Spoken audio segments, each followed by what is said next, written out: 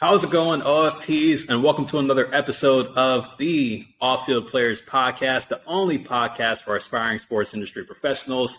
I'm your host, Phil Paul, and I hope everybody's having an awesome week or weekend by the time you're listening to this. And as always, a reminder, if you tune into the intro, make sure to keep up with the Off-Field Players Podcast with new episodes coming up in the near future. Make sure to follow the podcast on Instagram and TikTok at OFP_podcast. And of course, if you're watching on YouTube, the video version, make sure to like, comment, and subscribe to the YouTube channel to be up to date on future episodes. And if you're listening to the audio version, make sure to follow the Off-Field Players Podcast either on Spotify, Amazon Music, iHeartRadio, Google Podcasts, and where else are we on? Oh, yeah, Radio Public. So, just making sure that we grow the OFP family as time continues to go on. And of course, keep up to date with the new series I have coming out. But I wanted to start off with something new. So as everybody knows, people are starting to go back to school, or some of us have already recently graduated, like myself, and also for the guest that we're having on today. So this will be the beginning of a new series that I'm introducing to the Off-Field Players Podcast, where we highlight young individuals who are either soon to be graduates or recent college graduates that are looking to find their way into the sports industry. So today I have on a very special guest who I actually saw on LinkedIn. I looked over his account, and I can't remember exactly how we connected, but I looked over his account and I just knew what he wrote in his bio was something that was very important and also something I can relate a lot to. And I'm going to do everything I can with the power of the podcast and the influence that I have to help him in every way I can to help him get a start into the sports industry. So ladies and gentlemen, OFPs, I would like to introduce my guest for today, Mr. Miles Jenkins. So Miles, how's it going, man? Thank you. That was really nice. It's going good out here. I feel great. It's great to be here. All right on. So a little background about Miles. So again, I saw him on LinkedIn, and he's actually a recent graduate of Marshall University in West Virginia. So I guess Marshall is probably famous from the Matthew McConaughey movie, We Are Marshall. So everybody's check that out. Beat Notre Dame last year. We're famous for that too. Yeah, that too. So Marshall, very well known in athletics, not just in the film industry, but also in on-field play. I think when it came to games, with how close I was to Marshall, I know in St. John's, I think we played Marshall in baseball last year, or this past season. I know they took a trip down to West Virginia to play you guys, so that was definitely good. But yeah, Miles, just give everybody, just an introduction about your background, where you're from, what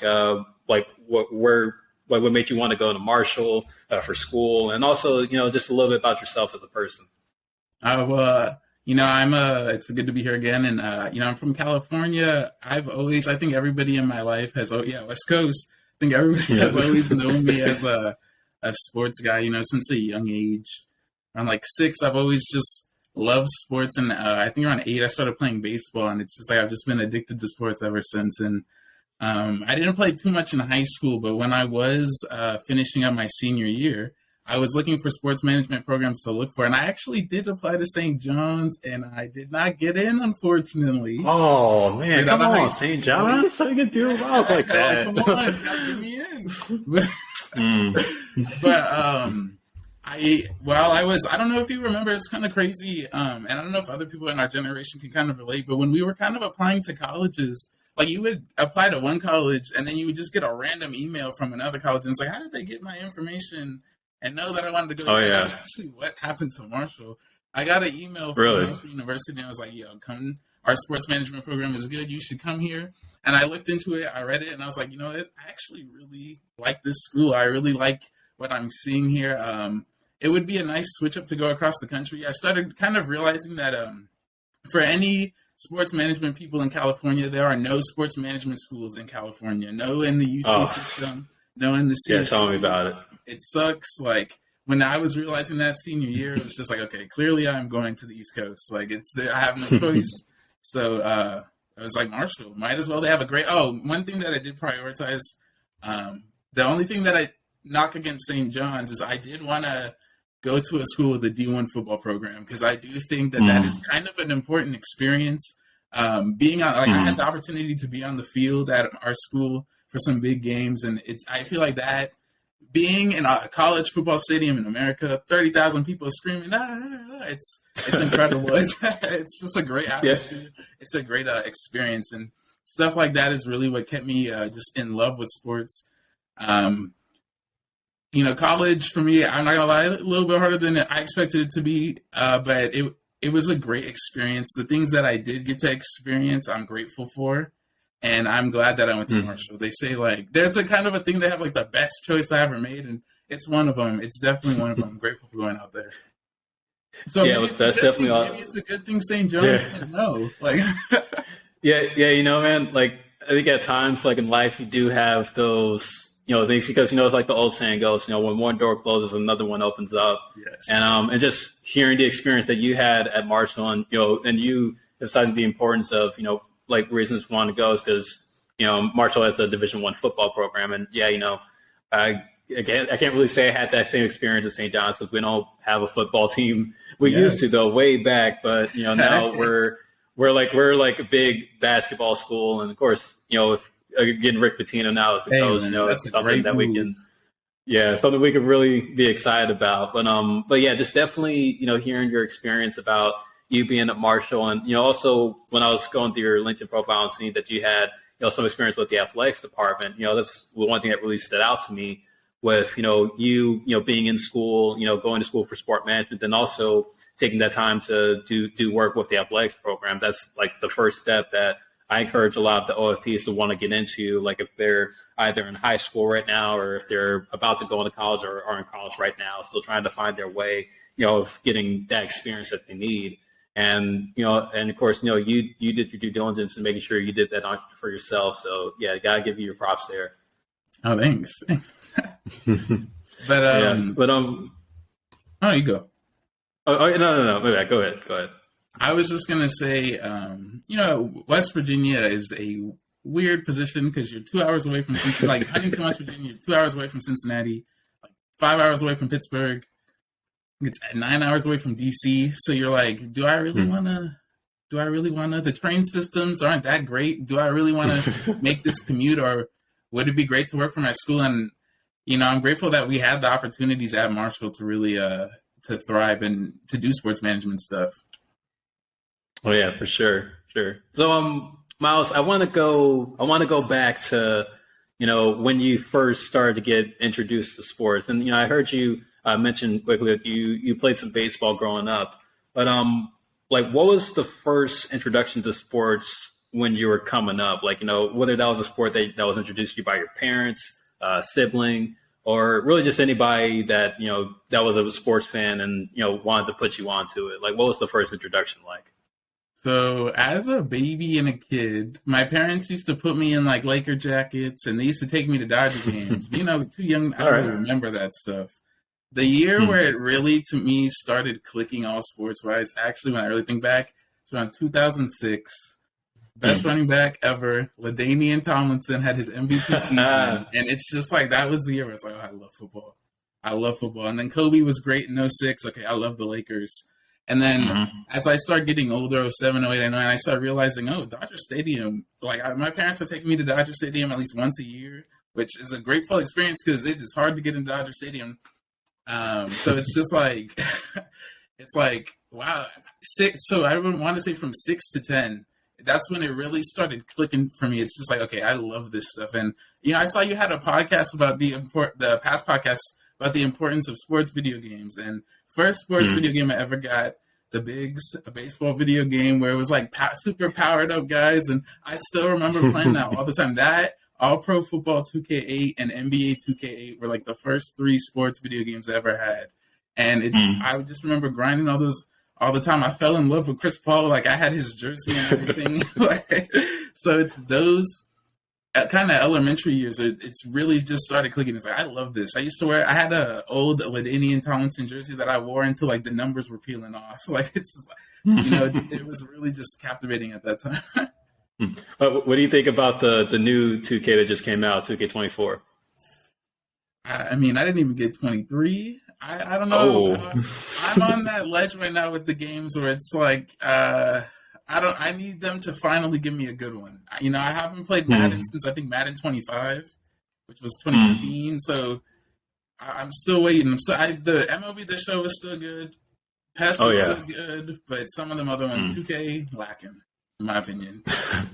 All right. Well, I don't know. I made me think differently about it. You know, I've been keeping up with because I watch YouTube gamers, and I've been checking out some of the new 2K content that's been going up, and I'm thinking, okay, it looks like it's improving a little bit better. But I don't know. Should I give it a chance?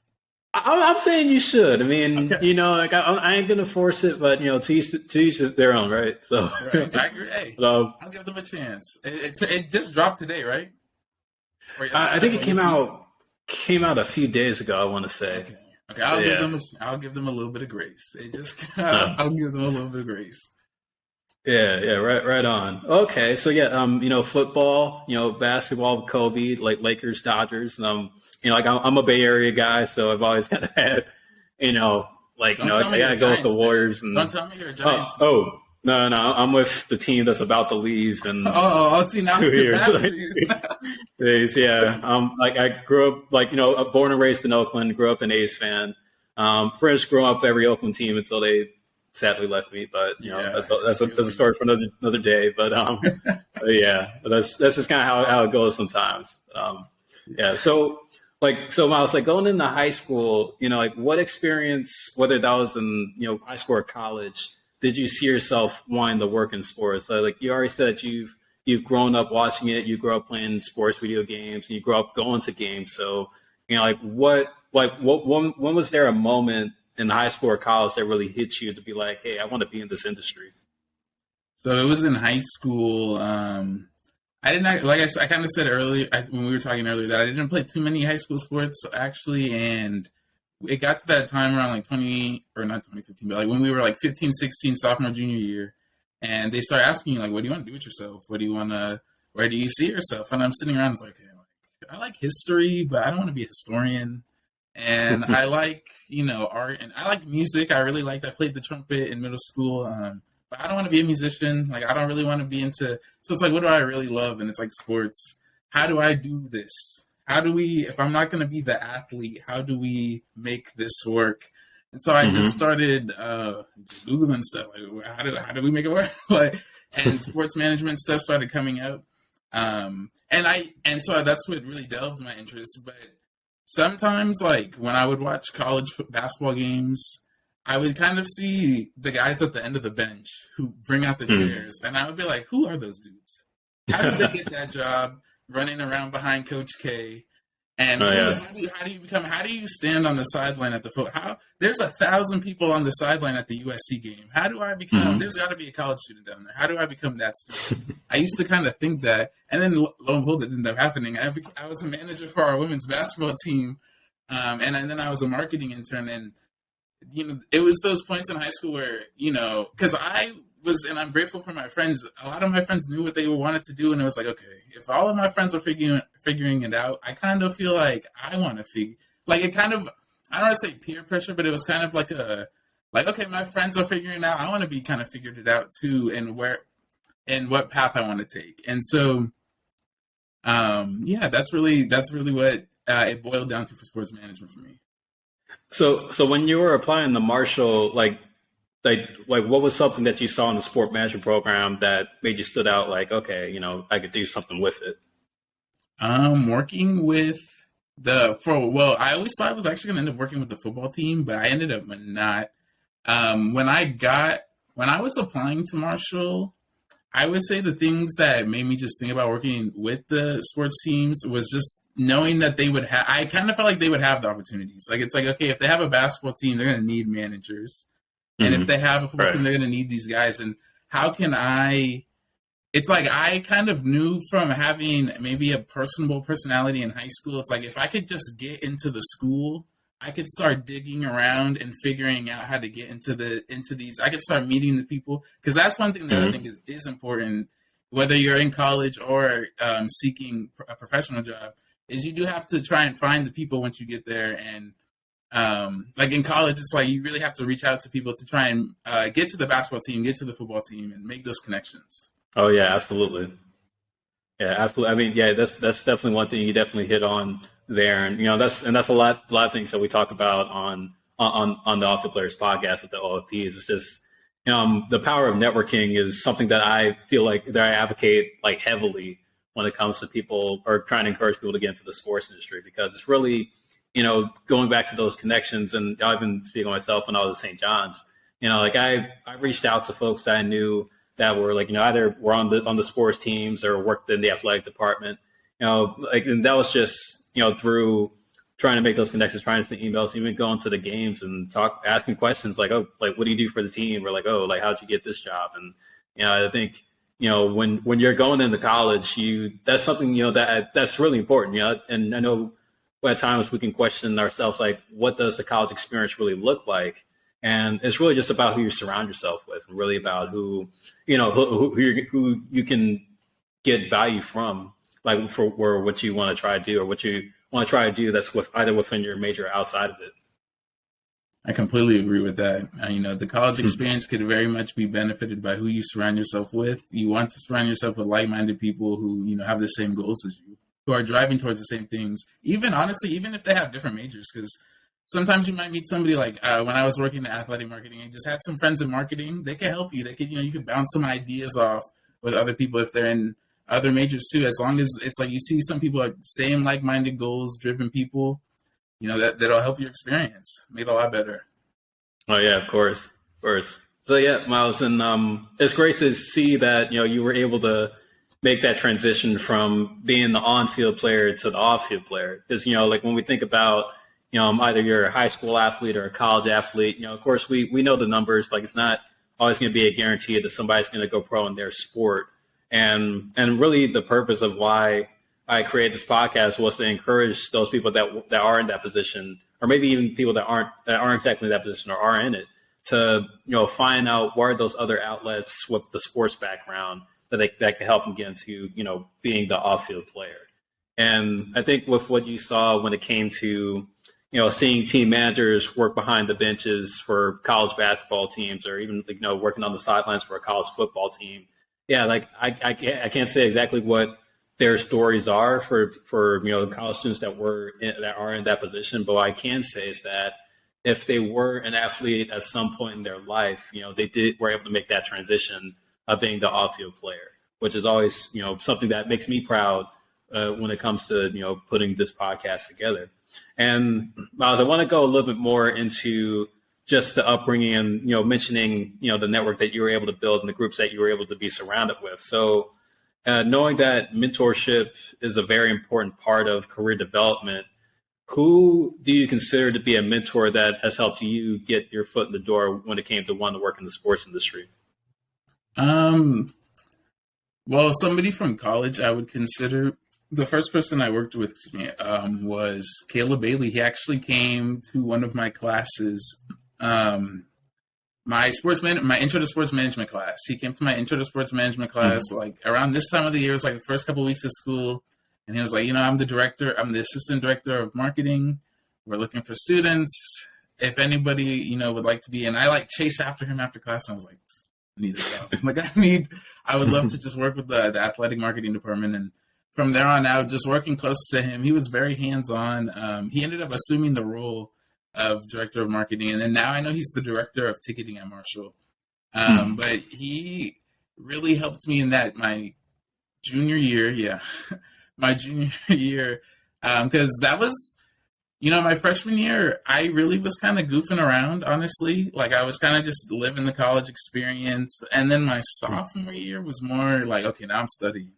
Like, now it's just I don't want to go out now. I just want to stay in. And so my junior year was like internships. Like, I just wanted to focus on work. I wanted to be out more. And I think he really just kind of helped me maximize the opportunities that I could have, working marketing, working the events that I was working. I basically worked every sport from swimming to track to softball, football, and just seeing the way he carried himself, seeing how, I never looked at him as a micromanager, seeing how he always had trust in his team, how he always, it was about the team. It was never truly about him. He just wanted all of us interns, because he had 7 of us. And I always thought, It's like I always thought he managed all 7 of us pretty well. So, big salute to Caleb at Marshall for the help that he gave me while I was there my junior year. And then after I left, because I wanted to try new things, and I worked with the women's basketball team after that, I would see him all the time. That's kind of the cool thing about going to a small little school. You change jobs, you still just see all the people around, still see everybody that you've met over the years, and it's just cool. Just some of the little pointers he would give me every now and then, it was always nice. So yeah, he's definitely a great mentor for me. But what would you say was like the day-to-day stuff that you were doing when you were working underneath him, or even working with all the different teams that you said you were working with? So the one experience I always like to go back to is football again. And what we used to do is we used to do our run out when they would run out the tunnel. So we would have to set up the inflatables, and we would be in charge of setting up the inflatable. And then my individual job was I had to hold the fire extinguisher when the players were coming out, blow it into the ground. Like the smoke cloud? Yeah. Oh yeah, okay, yeah, I know what you're talking about. So it was pretty cool. I'm kind of a part of the show. Like, it felt cool. We had fireworks. Now, that was what Caleb was doing. He was manning the fireworks and just overseeing everything. Yeah, it was. Hey, D1 football is different. The way they roll. I mean, yeah. I don't know if you even kind of like sidetrack a little bit. I don't know if you're keeping up with what Dion's been doing at Colorado, but yes, sir. I think with because like growing up, I always like college football, but I think with what's the headlines going into this year, I mean, I think it's got a lot more people hooked than before. Just the impact that's had. Did you see that picture that ESPN posted of their stands all sold out? I mean, it's incredible. It's incredible to see. I mean, we're watching Colorado every Saturday. Like, who would have thought? We're both California guys. We could be watching Cal, Stanford, UCLA, and then we're watching Colorado. Like, he's really doing that. That's great. Like, I mean, Shador. Yeah. I mean, Heisman talk. I mean, he's got something going. But I mean, just I can't like. I think I've kept up with Marshall a little bit. I know they've had some pretty good seasons in football. Like, I'm sure when you were there, but I'm sure they got like a lot of history behind their program, no doubt. It has been actually. The last week was one of our more important weeks. We played Eastern Carolina, which is a friendly rivalry, as they like to call it, because of what happened with the 75 players, coaches, and students that perished in the plane crash. And I still remember... Like from the movie, where we are Marshall, named after McConaughey. Yeah. I still remember... like my freshman year when they had the ceremony, and how just the feeling of it and how you could feel it at the school and how much it means to the people. They still have family members come out, and we played Louisiana Tech that year, and you could feel it going into the game. It's always a night game that they're going to play in November this year when they play the 75 game. It just always feels so great. Marshall's a great football school. We go 8-4. 9-3 every now and then, but if I believe Coach Huff can flatten it out, and when we do really get going, it is a fun time always at the Joan to watch. We have a great football history, just like you said, and beating Notre Dame was, it was great. It was just it's like no way, but we're just considered the little brother of WVU, but. Hey, we can beat them too. I wish they're afraid of us, in my opinion. WV is afraid of us. Yeah, I mean, I can't really say that I've had like the college football experience like when I was in school, but I know for St. John's, with and I feel like Marshall and St. John's are kind of on the same wavelength when it comes to like historical success. Because Marshall, like back in the day, like winners, great seasons, and then St. John's, same deal with the Lou Carnesecca era. And, being tournament team and pretty much being like New York's college team still is. And I think when going back to hoping, and the one thing that I can't really get over is the fact that I never saw St. John's one time in March Madness. And, especially trying to experience that as a student, I mean, that's the one thing I really wish could have happened. But, it did happen for our women's team. However, so it was good to see their run in March Madness. But hopefully things could be turned around this year with Rick Pitino, and at least I can still, as an alum, be able to, watch my alma mater like kill it in the tournament, which I know they will. You mean to tell me that Marshall has more tournament appearances in the last 5 years than St. John? Yeah, it's tough. It's tough. That is funny, but I do believe Rick Pitino is going to get it snapping. I mean, he's a great coach. Look at, who thought he would have got? I didn't think he was a guy. Yeah. And he did. Yeah. But I mean, who knows? He might have that Dion effect at St. John. And that's what I was just about to get to too. I think he has the Dion effect with how many guys transferred in, how many top 100 high school guys he was able to recruit going like when he first got the job, and even they're actually later tonight. There's supposed to be there's this one kid, Jaden Glover. He's like he's a 4-star point guard. He's supposed to be making this commitment. He had St. John's as one of his finalists. So fingers crossed that he becomes a Johnny going into next year, and that could be another guy that can help Rick Pitino get St. John's back to the success they had in their glory days. Yeah, definitely will be a team to watch this year. Definitely. Oh yeah. We don't have Marshall on the schedule, so you don't have to worry about playing us. Yeah.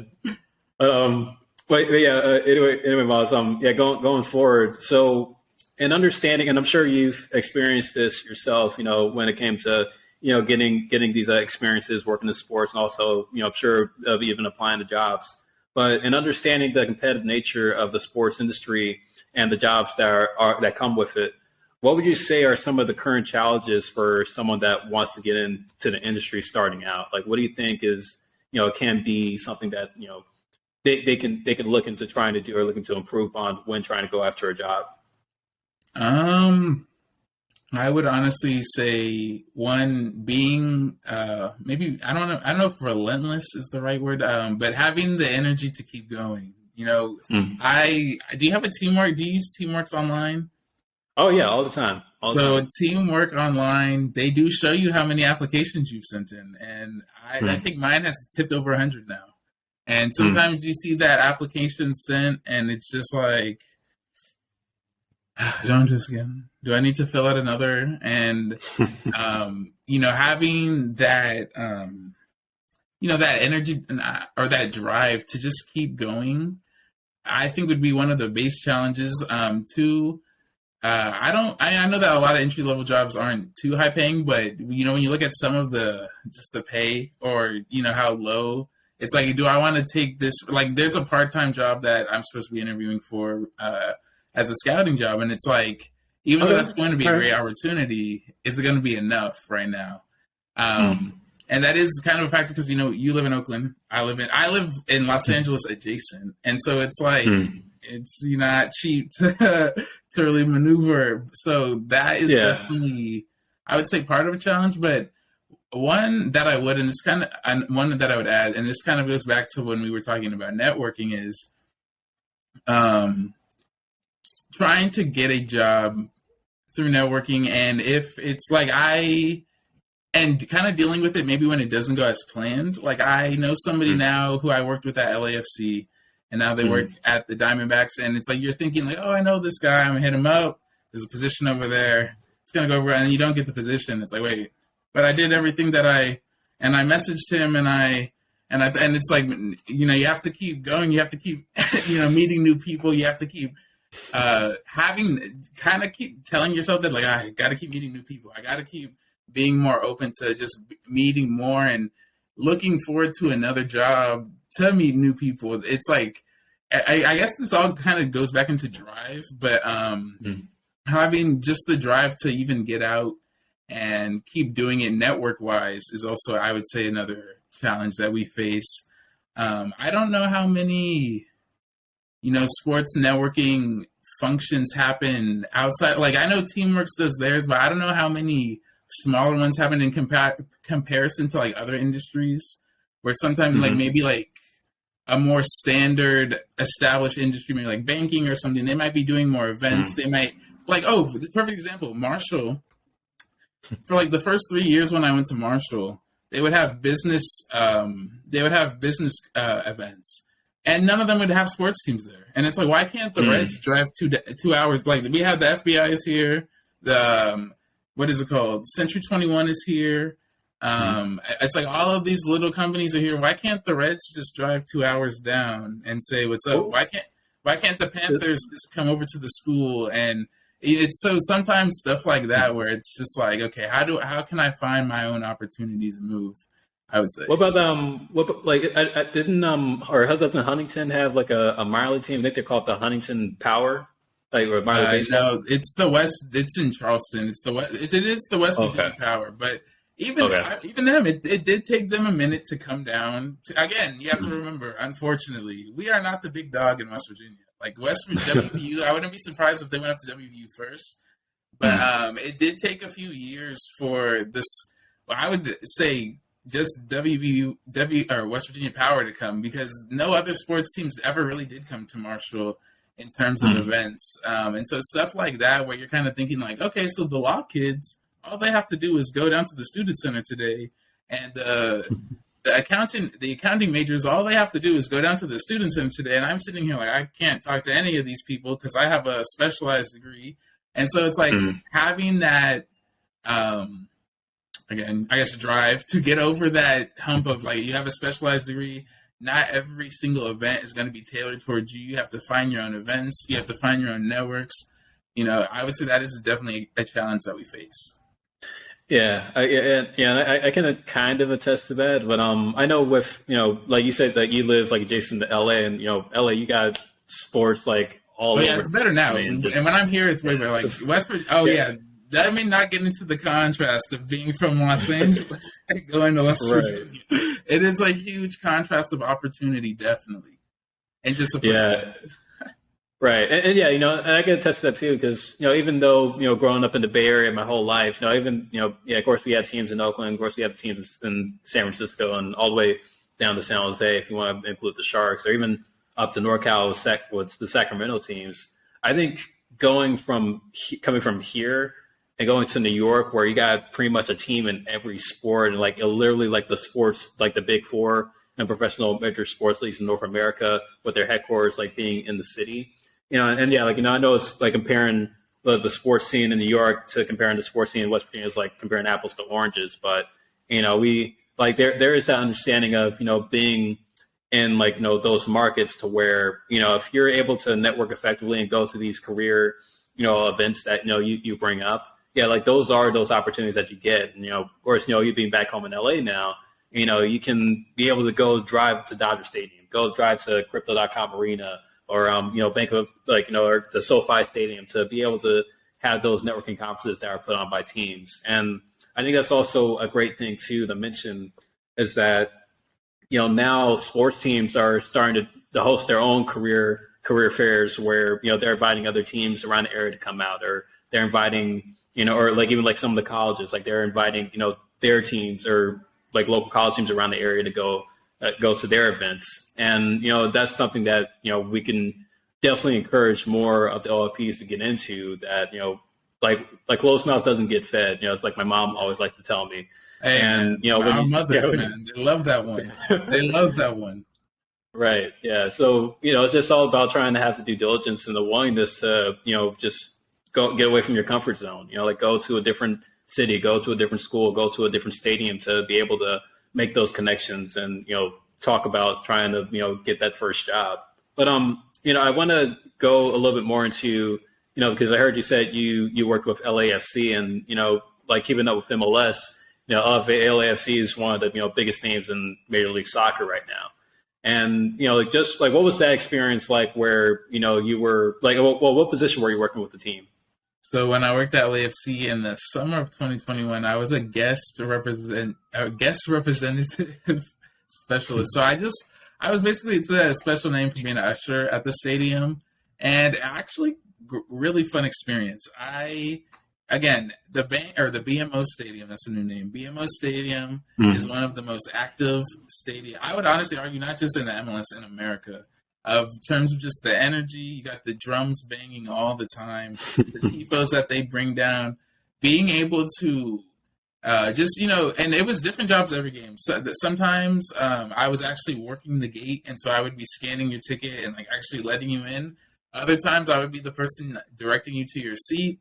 Other times I was manning the VIP area because, again, the BMO Stadium is a different type of stadium. It has bars there and stuff like that. So it's like you're working at but they have you doing so many jobs when you work at that stadium because nowadays stadiums are so different from what they used to be. They do so many different functions. I actually got to work at Guns N' Roses concert at one point. It was really cool. But being at that stadium that summer, I already love soccer and I already loved the team, but it just made it go up because it's just like being able to experience this every like Sunday night, just hearing the chants, the drums, all of it, just being in the culture. It felt great. And getting there early, that was the first, I mean, when I was in college, we kind of had to be there early, but that was the first job I ever had where it's like, I'm here and the stadium is empty. And I get to see the stadium completely empty, and then I get to see it fill up, and I get to see the stadium come alive and come just active and see it going crazy. And then we stay so late that I get to see it completely empty again. And it's just another quiet night in Los Angeles, and it's so cool. It's like a party. It was like a party every time. It's like you're just building up, a party for the games, and watching it come up and come down. It was just so great, and I really did enjoy my time at LAFC working those games.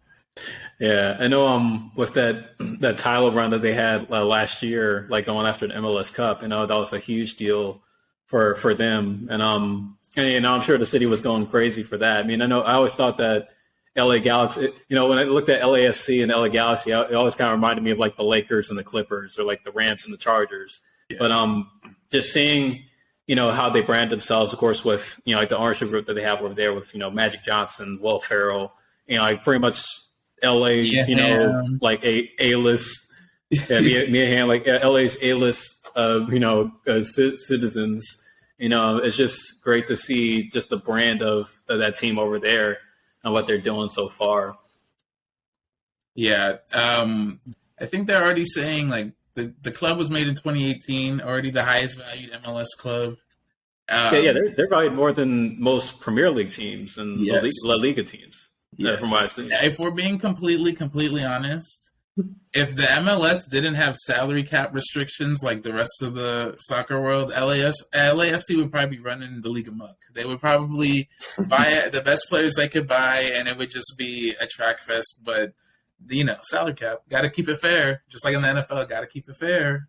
So, I don't know if you want to tell Inter Miami that, especially with all the money they shell out to getting Lionel Messi. He's been great, but I don't know if you saw the articles about when he came here.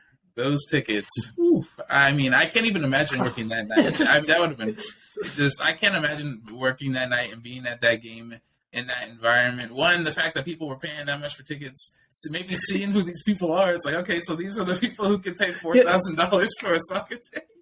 Right?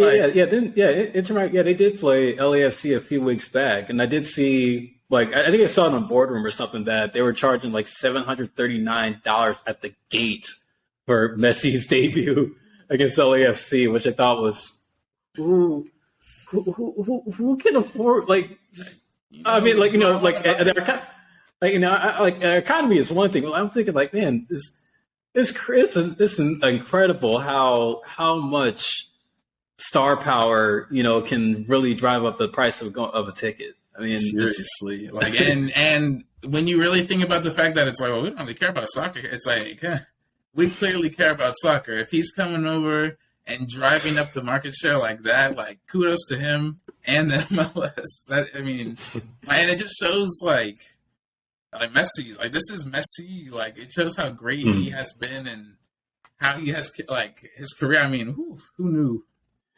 Yeah, I mean, well, I say that he's him, so he's like, but yeah, I mean, it's definitely great to hear that experience with LAFC, and and hopefully they could, in some way, they could help you bring it back there for sure, like down the line. I would love that. Like Miles, just going forward, talking about just competitiveness of job applications, like challenges that job seekers are probably facing right now. And, of course, I think, like the market, really just not just even the sports industry, but just really the entire job market has been more competitive than it's ever been. Just like the state of the economy right now, and what we're facing with all like diversity changes and like growth in certain companies, and just different aspects that come with trying to find a job in 2023. And of course, me and you, we're not alone in this. There's millions of people that are like in the same boat as us. But I want to ask you more about just the mental side of it. So like, what advice would you give to someone that wants to work in the sports industry but not be discouraged by the competitive application pool that they may face when going after sports industry jobs? The advice what I would give is, one, make sure you love it. Like, make sure this is your. I love this stuff. I love it. I love sports. There's two of us, man. And I'm willing to go on Teamworks and look at 100 applications and say, I'm still gonna work for the Lakers one day. It's gonna happen. It's gonna, or some NBA team. It's gonna happen. Like I believe it, man. I believe it. So, and hey, man, I believe in you too. Like, whatever, if you have that love first and foremost, like it's that always saying of make sure if you want to do something in life, make sure you love it. Make sure if you're gonna make a career out of something, try and make it out of either something you love or something close to you love. And I would definitely say make sure if you want to do this, make sure you love it. And then number two, of course, surround yourself with, like I was saying earlier, like-minded individuals, like-minded people. It's easy to go to college and get caught up with just not, I don't want to say bad people, but it's just like, okay, they're on some other stuff. Like they're moving a different way. A lot of something that actually surprised me about college is how many people I lost along the way. Just it's like maybe you started with freshman year and senior year. It's like, oh, we're not even friends. They're on something completely different, maybe academically or personally. And it's just like being ready to, move on from people and align yourself with the right people. That is definitely something that I would advise people to do, and always be open to meeting new people. Be very personable. I think being personable is huge just in life, but in the sports industry too, because you're meeting so many people. The thing we do is events. Like, it's not like we're really sitting around. I know like I want to be a GM, and that's like an office job. But at the end of the day, you're working at a sports game. Like, it's events where you're interacting with people. You're seeing all these people. So you should want to be personable in the sports industry. You should want to just be able to connect and meet as many people as you can, and just be friends, make friends. Yeah, and I want to point out something that you said there about being a people person. I know one of the episodes that I did a while back, and and the LFPs listen, you can go back and check this out too. But I talked about the 3 sports internships that I had, going into it, and minus the one I recently had this past summer with NASCAR. But I mentioned in that episode is that when you're going into the sports industry, it's very important to be a people person. I mean, just with the way that the industry is just getting laid out now with, different people from different environments, people from different disabilities, different sexual orientations. I do strongly emphasize to, gain increase on those people skills, because, you're going to be meeting with people from many different walks of life, and then you're not going to expect which one there is. There's no. I think the beauty of working in the sports industry is that there's no carbon copy of who works for a team. When it comes to coaching, when it comes to people that work in ticket sales, communications, marketing, merchandising, GM jobs. I mean, we're seeing men, women, people from the LGBTQ community, people people from different ethnic backgrounds getting these roles in the sports industry. I mean, yeah, it's definitely very important, and it's very great you do bring that up when you talk about, being a people person. And I'm sure, it's something that you learned, being at Marshall, being at LAFC, with all the people that you met, going through the turnstile or escorting to a seat, or, working on the sidelines of the football games, just all those different, characters characters are aspiring LFPs that you come across and work. There were some interesting characters at that Guns N' Roses concert. Let me tell you, it was a great time. We had a great time, and same with all those. That's what I love about soccer in general is people will dress up and show up for an LAFC game. But going back to Marshall real quick, one year that I thought really helped me was when I was a manager for when I was assistant manager for the basketball team. Working with them, they were such a fun group, like the 2021-22 Marshall women's basketball team.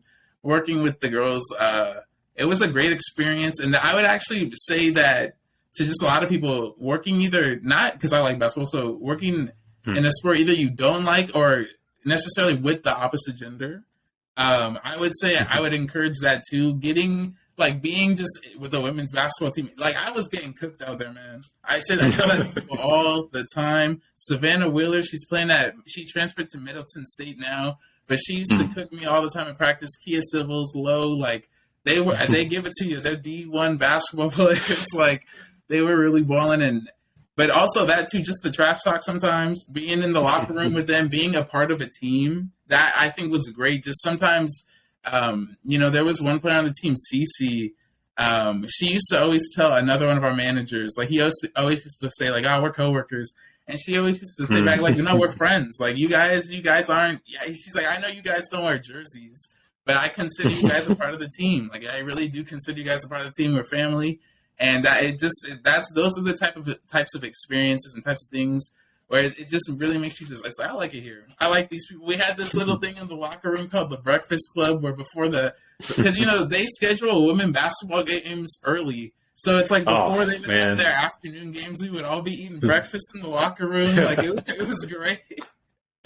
So I know that feeling for sure. Good. Like at St. John's, I did broadcasting for both the men's and the women's team, and I got a kick out watching and calling the women's games because even though and what really kind of disappointed me inside was that because St. John's, like with men's basketball, everybody shows up, whether that's at Carnesec Arena or when they're playing games at the Garden. But I really wish, especially with the team that St. John's had this last year, like the women's team, I was really hoping that the attendance would go up for their games because like they were winning. I think there was at one point where St. John's was they were a top 25 team and they had an upset. Going later in the season, they actually upsetted UConn and on a road game when they went up to Stores to play them. And I was hoping, maybe that upset against them would drive up the fans to watch the women's team, but some reason just didn't. Even with them making the tournament. That's disrespect. Yeah. See, when you beat UConn, you need to show out. You need to show out for the ladies. That's gotta say something, man. But really, it really is important to build those relationships. And I do remember times where when I did do broadcasting, when I was actually doing the athletic event staff work, just working like the volleyball games, the basketball games, or even soccer games. It was cool. Come across the athletes and I'm not sure if you had this experience when you were at Marshall, but I know when I was at St. John's, it was always be cool because I guess since St. John's is like a relatively small school, it'll be cool to see guys from the basketball team walking around campus or for some of the classes that I had, I'll have freshman year I know I had class with a lot of guys on the baseball team or class with guys guys and girls on the soccer or the track team. And it was always cool to have those interactions with them, just being like, oh, hey, I'm calling your game tonight and, hopefully you can score a goal for me. Or, hey, I'm calling the game on Saturday and hopefully you can hit a home run for me so I could, be on the call for that. But, it's always cool to, experience that beauty of, being around those athletes and being in a locker room setting and even just, them even welcoming you as a member of the team. Because, we understand, maybe some athletes, they'll be standoffish or maybe they'll, probably, not want to be around, NARPs, not if like a NARP, that old term that gets tossed around in college. But I think when you really get those job experiences, you really do have the feeling of being a part of the family. Yeah, definitely. The thing that I kind of started laughing at is when you said seeing athletes around campus. I just remember there was one time we had a basketball game, and I honestly don't remember if we won or we lost, but me and my friend went to Chipotle after, and we're standing in line, and we look up, and our starting center and power forward just walk around, get in line. It's like, hey, good game, guys. You just down up and get your Chipotle, and you just keep going. That, and then I remember one guy on our team, Marco. He had a really good game. I think in my junior year, he hit like 5 threes in a game, and I just remember seeing him. I was like, "Hey, man, good game." Like, I saw you. I saw you supposed to doing that and seeing guys. And at Marshall, like I became close with some football guys over the year and being in classes with them, and then actually seeing them on the field ball. And I was like, there was one guy on our team, Xavier Gaines. He was really funny. We had a ton of classes together. And he was really funny, and I'll just never forget. There was one year where we were. He used to be a quarterback. They recruited him as a quarterback, but they turned him into a wideout. He was really good. And we were in class one time, and I just leaned over. I was like, "What are we doing for quarterback this year, man?" He's like, "It's got to be me. Like, I might have to throw myself back." And just hearing that type of banter in class with the athletes, where it's like, "Yo, man, you guys got a bowl game this week. What's going on?" And it's like, "We're gonna pull it off. Trust me." Like that type of stuff was great to have with guys. Oh yeah, I mean, yeah. There's one guy on the baseball team I'm really cool with, David Glancy, and real cool guy. I was actually one of the first guys I met that was on the baseball team. Like when I got out there freshman, because we came in St. John's same year, freshman year. He was actually, I remember he was when we were like at graduation or commencement, when we were lining up to go on the stage to get the degree. He was, I think 5 people behind me. There were 5 people behind me where there was him. And, and I looked behind, like, "Oh, hey, what's up, David?" Like, "Hey, and we did it, man. We did it." so, just having that feeling of accomplishment. And of course, I'll see, guys, our big center for St. John's, Joel Soriano, he lived I want to say 2 buildings down from me in the dorm. And and he was a cool guy. I mean, he's friendly giant, as I like to call him. Big 7 foot guy. Strong. Athletic, things like that. But yeah, he was cool. He was loose, and he's carried himself as a leader for the basketball team, which is always great. And sure, that's the guy that Patino is going to be building around when St. John's gets it together. But yeah, just it's great to just experience that, like being on the college campus and being a sport management major with those guys for sure. Yeah. And sorry if I got you up. Go. Yeah. One last thing I wanted to add is that when you do these things too, a lot of people forget that they're humans. They're students. Oh, yeah, just like how the thing that went to my head when you were talking about seeing him at graduation. Well, you guys are students together. At the end of the day, you guys are students. He might be on ESPN every night. They might be dunking in the but they're humans too. They're students too, and sometimes we get to be the ones that connect with them and get to see the human side of them, and we don't look at them as these commodities or anything. And it's good to help them with that and maybe just be along for the journey too. Oh yeah, of course. So Miles, just going forward, and I heard you mention that you do want to see yourself working for a team like the Lakers one day, and you like basketball and soccer. So as far as your career goals, what is something that you can see yourself doing in the sports industry, and what steps do you think will help you get there? So 4 most important letters in my life, AD and GM, because those are the 2 jobs I would like to have.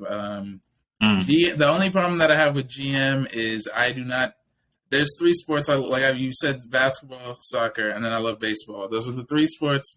I don't know which one. It would be cool to actually be someone who could work in multiple different sports, but I'm still I'm still trying to figure. That's why I kind of do have I work for the women's basketball team, but I work for LAFC, and over here I work for something else. So it's still trying to figure out what I do want to do individual sport wise, but I do know I want to be a GM or a president of ops, and then I'd love to be athletic director.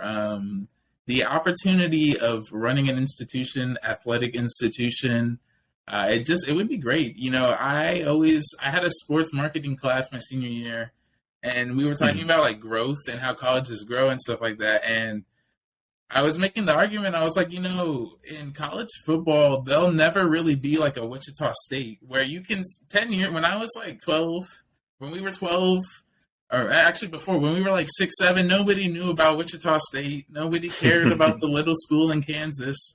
And then all of a sudden, they start just one sport, basketball. They start killing it at basketball. They jumped over our school. They jumped from being the Missouri Valley Conference. They're in the American now. Look at what athletics can do for your university. Like, I mean, that's really how sometimes I think. Sometimes it's like, look at.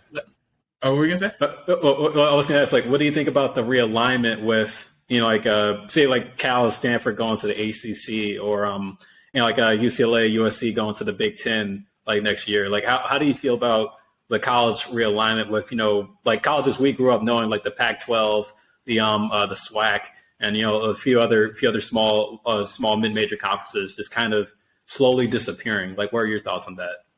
So I'll start with my school. I hate bringing down Marshall, but when we first started getting the alignment stuff, I actually thought we were, just like I said, Wichita State jumped over us. I thought Marshall was going to go to the American, like with Rice in North Texas. I guess we were bigger than what we were. But then at the same time, everybody has been saying, like, what we're doing in the Sun Belt is great. And moving to the Sun Belt was a good, and I'm kind of happy with it too. Post move, I love the Sun Belt. I love playing Coastal Carolina and all that. But in terms of, and I think they did a good job with some of the smaller conferences, the American, the Sun Belt. I think they did a good job getting to the bigger conferences. I think the Pac-12, and me and my dad were talking about this weekend. I don't know if you saw this. 8 Pac-12 schools are ranked. 8 Pac-12 schools are ranked. Yeah, Colorado, USC. They go. Wazoo. I think. Yeah. Washington State. Yeah. Oregon. Oregon. And USC and UCLA. Yeah. And it's just, I mean, I hate being so egotistical, but I do believe I could have gotten them a deal. I do. How can you not get the Pac-12 a deal? I always tell people, should have added Gonzaga, should have added San Diego State, BYU, Boise State. That is the Pac-12 right there. But they, I feel like the Pac-12 was fumbled. I am very sad to actually see the Pac-12 go. I did kind of want some of those smaller schools to come up, but I think the problem that the West Coast is facing that the South does not have is football. Cal Poly Slow is not good at football. Fresno State is not consistent enough at football. San Diego State is a great football school. They're just not consistent enough. Like and Cal, knowing I grew up like pretty much going to Cal games. I mean, shambles, man, shambles. Shambles. I mean, it's like you guys had. And the thing about Cal too is you guys are frustrating because it's like you guys will have Aaron Rodgers and Deshaun Jackson and Marshawn Lynch, and then it's like trash. It's like what's going? Oh yeah, like, we've had like great. We Cal sent great players to the NFL. Like Aaron Rodgers, like Marshawn Lynch, Deshaun Jackson, Jared Goff. I mean, sent plenty of guys to the league. Oh wait, my man, Keenan Allen. That's my guy. Also. But. Yeah. But like I'm sorry for cutting you off there, but the Pac-12 and the realignment, I do actually believe it could have stayed regional. I think they could have made regional super conferences. I just don't think they wanted to because of the money.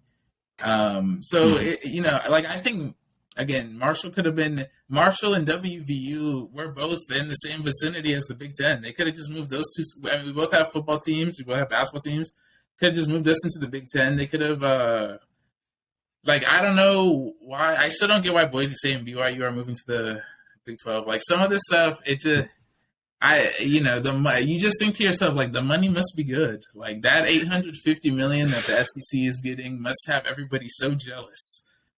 Yeah, and I think just, growing up watching college sports, I mean, I just always believed that it was great that we had these regional focused conferences, because I think when you have like all these, big conferences lined up, ACC getting teams, the SEC getting teams, the Big 12 growing. I mean, it almost, and I think what really worries me about college sports and the direction that's going, like NIL aside, I believe that NIL was like past due. I thought athletes should have been getting some form of name, image, like this to their name, or as far as, payment for what they do on the field. But when it comes to conference realignment, where, these schools that have been successful in one conference but having to be forced to move to a bigger conference because of financials, it almost makes it look like college sports is starting to become monopolized. And I think that's a big worry, it may look good on paper when it comes to, signing a bigger TV deal or getting more money sent out to the schools and their athletic departments, especially for, like the underfunded athletic programs. But at the same time, I do have some worries when it comes to, just what is this going to look like, as far as just promoting the genuinity that is college sports. Yeah. Do you ever sit back and think, like, what do they do at the NCAA every day? Like, I wonder what they do. I wonder what they do. Like, I don't know, but hopefully, I'm looking for a job right now. I would love to find out. Like, yeah, I mean, yeah, hopefully our generation can, come up and try to, work a way to, make the NCAA better than maybe what it may look like right now on the surface. Yeah, maybe we can restore some favor, some credibility to the NCAA. It just feels like, breaking news, another school is self-banning itself. Like, okay. Whatever, NCAA, whatever you say. Another school has to ban itself, whatever you say. Yeah. But Miles, what would you say is something that you're doing for yourself that you think has benefited you when searching for work and doing job interviews for these sports jobs? What am I trying to say? The job sites that are specified. So Teamwork Online, I think, is a very helpful website. Using Indeed, honestly, like those commercials. Those commercials are kind of funny. The one with the mom where she's like, "Oh, like you need to be on Indeed," but like it is kind of like that. Like Indeed is very helpful. There are some other just like there's one called Jobs in Football that I use just to look for soccer jobs. LinkedIn, I would say. People are just like how we're doing this podcast right now. Like, you got to be active on LinkedIn, honestly. Yep. Like, that app is a lot more helpful than sometimes you join and it's like, what am I doing? And it's, you end up here, right? So it's just like, being active being active on our phones for our generation, I would say not, where it's like you're always on your phone, but being active work-wise is definitely one thing that I've used. I have gone, like I was saying, to try to go to events, cons. There was one last year in Los Angeles that me and my cousin went to. I tried to go to some of the Marshall ones in the later years when they started bringing, like we were talking about earlier, the West Virginia Power, and going to events like that. And yeah, just always just kind of looking. Always keep your eyes peeled. Always look for something. Recently, I started going on my old high school's website to see if they have any jobs. Like, just always think about where could a sports opportunity, maybe I could go back to my high school. Like, there's 6 high schools in my old city. Maybe there could be, or in my hometown. Maybe there could be a job in one of these high schools. There's a community college here. Like, maybe I could get a job there. Like, it's always keeping your eyes open to different possibilities. Yeah, and I do emphasize those opportunities. Yeah, aside from working within your school, some of those jobs that we dream about getting in the sports industry, sometimes that they may not be the first one that we have. But I do really see the importance of actually. Other day I was looking. I saw there was a high school in San Francisco that was trying to look for an assistant athletic director, and I reached out, sent an email. And be like, hey, I'm a recent college grad and I'm interested to want to get started in sports in high school. Because, because I think for me, with what I like to do and what I want to do and helping, motivate, the young generation, young kids that want to be in sports. And I feel like this would be a way for someone like me or someone like you to, let that be the gateway and the trying to get that bigger job. Because I feel like when you're and I want to go a little bit back to Deion, Deion Sanders, where he mentioned that some of the kids that he recruited and transferred into Colorado, those were kids that he grew up coaching, Dylan Edwards, coached him. Travis Hunter, almost kind of like a reincarnation of who Deion Sanders was as a player. He recruited him all the way in high school, and of course, Deion's sons, Shador and Shiloh. I just think about having that upbringing or putting yourself in those positions to where you can pretty much grow with an organization or grow with a group of people that can help you land that bigger gig when it comes like later down the line. And yeah, high school, community college, college sports, I feel like there's hundreds of other opportunities and a lot more versatile experiences that you can have starting out there than maybe starting with one particular pro team. Yeah, I would add to that, to anybody listening, do not be afraid to go to your local YMCA and ask for a job. I at the beginning of the summer, I actually applied for a city job to work the front desk at our camp center. And can you believe I didn't get the job because they told me, they were like, your resume is so impressive. We don't think you're going to be here in a year. And I was like, what does that mean? Like, it's a summer job. And it's like, I will be here for the summer. But no, but they were kind of right. It would be just a bounce job. But still, though, when I was working as a manager for the basketball team, one of the other managers, he was from Ohio, so he would drive in, and he worked at his YMCA as a coach. And, he used to actually show me his iPad where he had all these plays. And he's like, yeah, I have all these plays for my U12 team and all that. And he was like, when I first started coaching, the parents didn't trust me, but I got it all on my side. And he was a freshman. So it's like, you can take these little opportunities, little experiences, and you could, use them to advance your career. Not, something that I read is, don't be afraid of yeoman's work. Don't be afraid of just having to do some other things just to get by and to get to where you're trying to go. Oh yeah. That's something I'm learning now too. When it's still on the job search, maybe you have to, realize that, okay, I just got to get something that can help keep cash in my pocket. And then, use that experience to help build to getting the bigger goal. When, you're writing down your goals for what you want out of a job, or maybe if you're at a job that you feel stuck in, or maybe you're not growing as an individual, just still remember to keep your eye on the goal for the long term, because, there's a difference between having a job and having a career. And you want to get to that place where you want to have a career, but in order to get to that place, you have to start out with having jobs. That's, food for thought, just one thing that, the OFPs can really learn from and just really use on their journey going forward. But Miles, so far it's been I've had a fantastic time with you. It's been a pleasure having you on, and we're wrapping up pretty soon. But I want to leave you with this final question. Now, for what you've accomplished so far, being at Marshall, being at LAFC, and now continuing to be on the journey of becoming the OFP that you're working to become, what piece of advice would you give to the OFPs that will hear this or watch this, and what is something that you are hoping for yourself going forward?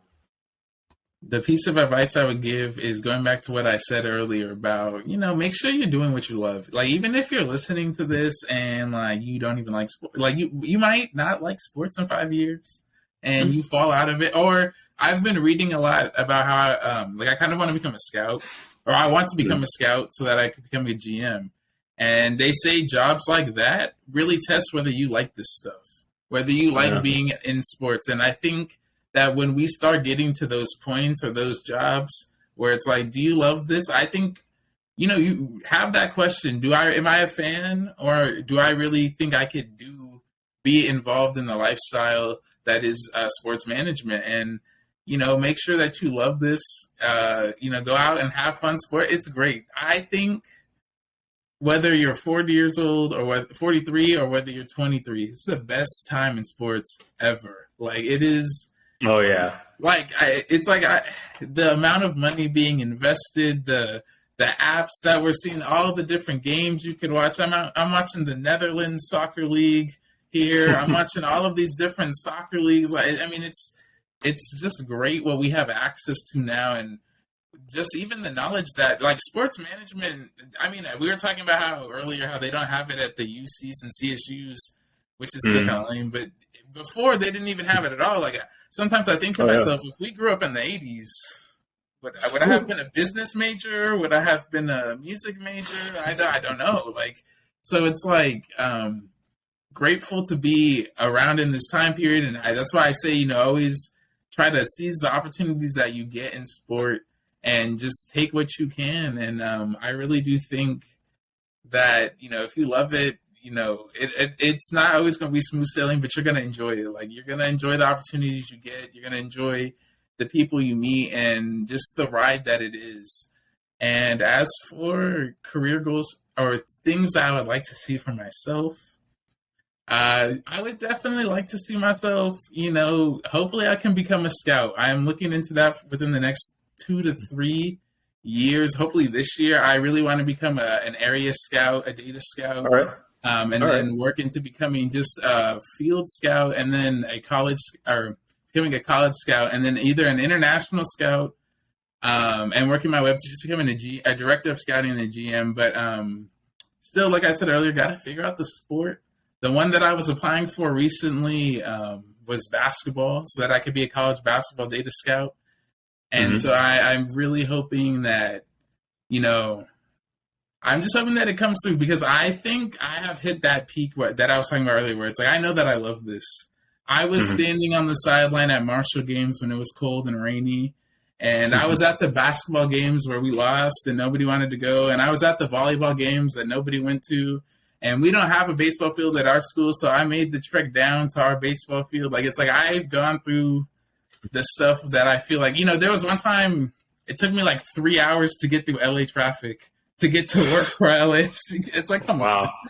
Like, come on, I could just be working down the street. Like, why am I driving to LAFC? Because I love soccer. There's no soccer team in Santa Clarita. Gotta go to Los Angeles. So it's you did it for the love. Exactly. For the love of the game, as they say. Like, always kind of have that in your heart. Like, I do this for the love of the game. I love it. Yeah, I mean, it's all great to hear, Miles. And bro, I mean, this is like, this episode here, this is like my letter recommendation for you. So anybody that listens to this, anybody that watches this, hire this man. Like, this episode has been my letter recommendation for Miles Jenkins to work for your sports organization. So there you go. Thank you, man. I really appreciate it. Honestly, I give one right back to him. I give one right back to Philip. I just like you said at the beginning, actually, I want to bring this up. I did look through your LinkedIn, and I read that NASCAR article about you, and I'm big into F1. The article you talked about how it's like, hey, us black guys, we do love racing. We love it. we are watching it. We love this stuff. Like, so salute to you too and what you're doing. And honestly, this is my letter recommendation to him. Yeah, right on, man. Right on. Well, everybody, it's been Miles Jenkins, future OFP without a question. Miles, thank you so much for coming on the podcast. I had a fantastic time with you. Like, it's great to hear your story. Great to hear, just your aspirations to, build your career, but also help motivate the next generation that's coming up that wants to, hopefully be in your shoes someday. And yeah, just keep pushing, keep thriving, keep improving. Always have a learning mindset, and it's gonna happen for you, man. I believe it. Thank you. You too. Thank you for having me on. I really appreciate it. This is the first podcast I've ever done, so thank you for having me on. And you're a great guest on the first go. So yeah, you did phenomenal. Thank you. I think they say this is like, what is it called? Like equivalent to hitting a home run on your first major league at bat, right? Yeah, just about. Yeah, but yeah, that's gonna wrap it up for us on the Off Field Players podcast with first episode of the free agent series. Again, to keep up to date with future episodes that will soon be coming out. If you watch the video version of this, make sure to like, comment, subscribe, and share this video with anybody that that's interested in wanting to work in the sports industry or is just trying to look for motivation in their career research. And if you listen to the audio version of this, make sure to follow us on Spotify, iHeartRadio, Amazon Music, Radio Public, Google Podcasts to make sure you stay up to date on future episodes if you like the audio version. And also continue to follow the podcast on the social media platforms. Like we're on Instagram at OFP_podcast. Again, Instagram is at OFP_podcast. And it's the same for TikTok. At OFP_podcast. Like, yeah, we have a TikTok now, so make sure to keep up to date on the social media pages for the podcast, and yeah, just continue to help us grow the OFP family as time goes on. But yeah, that's going to wrap it up here. Again, thank you to Miles Jenkins for coming on the Off Field Players podcast, and want to wish everybody a great week or a great weekend. Stay safe, stay blessed, stay motivated, stay focused, And as always, make sure to achieve what you believe.